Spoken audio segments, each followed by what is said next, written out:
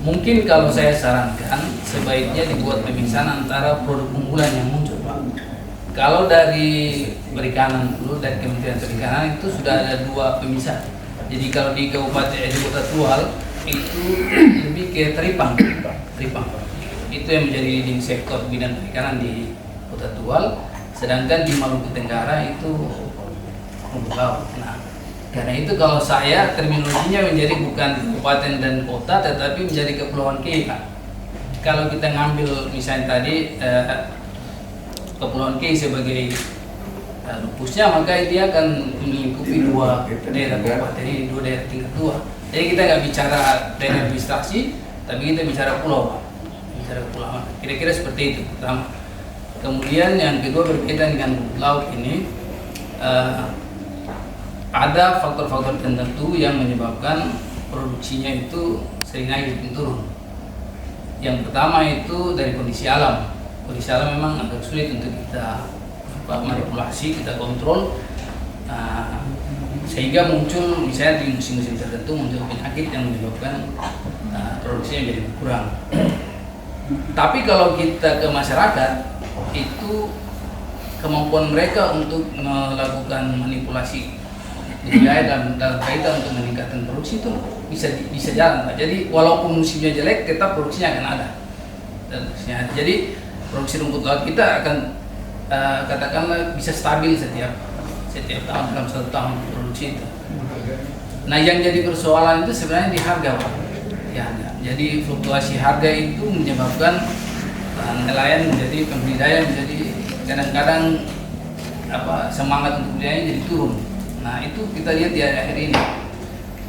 Dulu di tahun 2016-2017 itu kalau harga jatuh di bawah 8.000 sampai 6.000 sampai 8.000 itu stop, berhenti, Pak. Karena biaya operasionalnya lebih tinggi dari hasil yang dijual.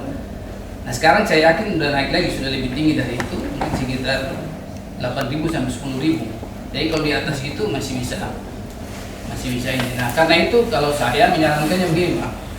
Mungkin perlu ada semacam patokan harga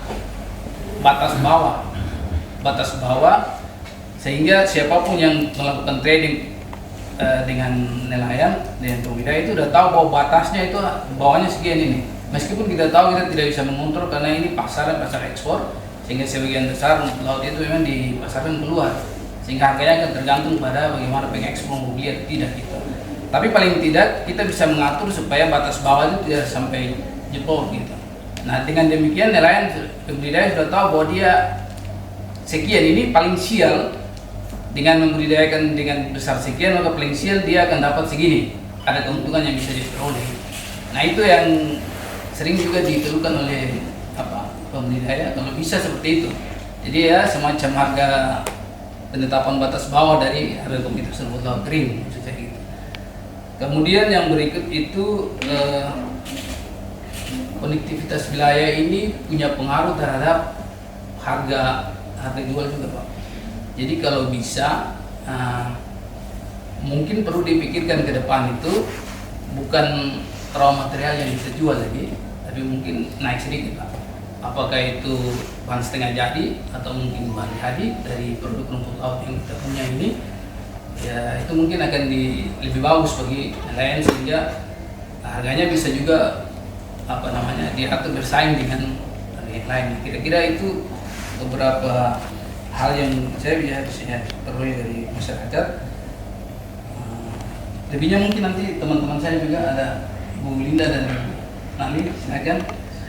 Yang terakhir itu yang menyangkut bibit itu, Pak. Benih, karena ini juga jadi masalah. Saya kira ini harus dipikirkan, Pak. Apakah kita tetap mempertahankan pola seperti sekarang, jadi kita datangkan dari luar, kemudian nanti di sini baru diperbanyak sehingga memenuhi kebutuhan yang ada sekarang, atau kita pikirkan bagaimana caranya sehingga ini bisa diproduksi di sini. Nah, ini tentu butuh investasi yang besar, Pak. Butuh investasi yang besar. Jadi apakah dipikirkan bentuknya seperti kultur jaringan atau ke kebun bibit yang permanen, itu juga tergantung bagaimana nanti pemerintah pusat melihatnya.